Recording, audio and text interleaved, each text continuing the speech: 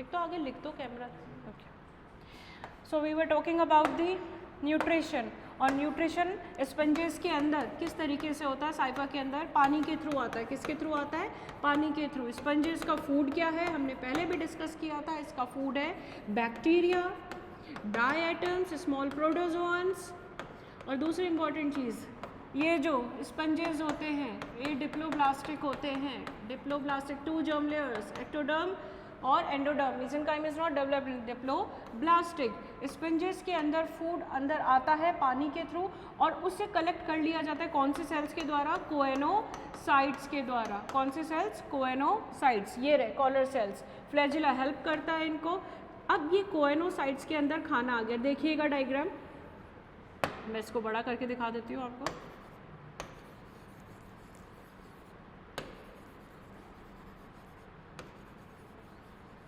ठीक है, choanocytes, these are collar shaped choanocytes, जिसके ऊपर क्या प्रेजेंट है? फ्लैजिला, और फ्लैजिला के चारों तरफ माइक्रोविलाई। इसका ये न्यूक्लियस होता है। ठीक है, न्यूक्लियस होता है, और ये मीजेनकाइम के अंदर एम्बेडेड रहता है। मीजेनकाइम के अंदर कौन से सेल्स प्रेजेंट होते हैं? अमीबोसाइट्स। कौन से cells? Amoebocytes, as you can see in the diagram. अब food is engulfed and taken up by these choanocytes. इसके अंदर भी फूड वैक्यूल होता है। कोएनोसाइट्स के अंदर क्या होता है? फूड वैक्यूल होता है, या जो वैक्यूल बन रहा है उसके अंदर फूड पार्टिकल होता है। तो डाइजेशन कहाँ स्टार्ट हो जाता है इसका? कोएनोसाइट्स के अंदर। किसके अंदर डाइजेशन स्टार्ट हो जाता है? कोएनोसाइट्स के अंदर। This is the partial digestion, अभी डाइजेशन कंप्लीट नहीं हुआ है। For the complete digestion this food vacuole has to be fused with the, has to be pass on in the amoebocytes। किस में जाएगा ये? अमीबोसाइट्स के अंदर। ये food vacuole along with the food particles किसके अंदर जाता है? अमीबोसाइट्स के अंदर। अमीबोसाइट्स के अंदर क्या होते हैं? Hydrolytic enzymes. क्या होते हैं? हाइड्रोलाइटिक एंजाइम्स, जो कि कॉम्प्लेक्स फूड पार्टिकल्स को सिंपलर फूड पार्टिकल्स में कन्वर्ट कर देता है। It means digestion takes place inside the amoebocytes. After the digestion in amoebocytes का ही दूसरा काम क्या है? हम टाइप्स ऑफ सेल्स पढ़ चुके हैं। इन अमीबोसाइट्स का ही काम क्या है? Transport of the food material in the sponge body. यही अमीबोसाइट्स पचे हुए खाने को, पाचित खाद्य पदार्थों को स्पंज की बॉडी में डिस्ट्रीब्यूट कर देते हैं। ठीक है, डिस्ट्रीब्यूट हो गया। अब कुछ पार्टिकल्स, फूड पार्टिकल्स को हमें क्या करना पड़ता है? Store, and the storage cells are called as thesocytes. ये भी एक प्रकार के अमीबोसाइट्स है, और इसके अंदर ग्लाइकोजन के रूप में, ग्लाइकोजन, फैट्स, इनके रूप में ग्लाइकोप्रोटीन्स ऑल्सो खाना स्टोर हो जाता है।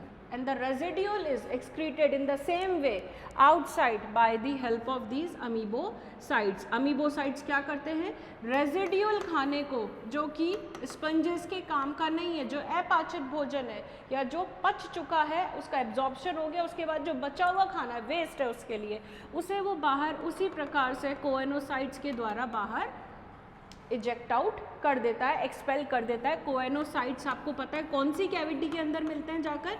स्पंजोसील, और स्पंजोसील से ऑस्क्यूलम से होता हुआ ये ही वेस्ट प्रोडक्ट आउटसाइड बाहर निकल जाता है पानी के साथ। यानी कैनाल सिस्टम ने एक्सक्रीशन का भी काम किया, बचे हुए खाने के इजेशन का भी काम किया। कुछ वर्ड से याद रखिएगा, खाना अंतर्ग्रहित करना चाहे आप करते हैं चाहे कोई ऑर्गेनिज्म करता है, उसको बोलते हैं इंजेशन।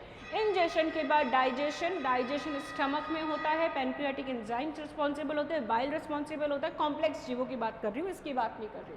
यहाँ पर होता है फूड वैक्यूल, और फूड वैक्यूल के अंदर होते हैं hydrolytic enzymes which digest the food material. अब डाइजेशन, पाचन के बाद में उसका क्या होता है? स्वांगीकरण, एसिमिलेशन, एब्जॉर्प्शन होता है पूरी बॉडी के अंदर, और रेजिडुअल मैटर जब बाहर जाता है, वेस्ट मटेरियल, उसको बोला जाता है egestion, outside. Fine. So this is all about the structure, types of cells, formation of spicules and nutrition in the Cypha. Thank you.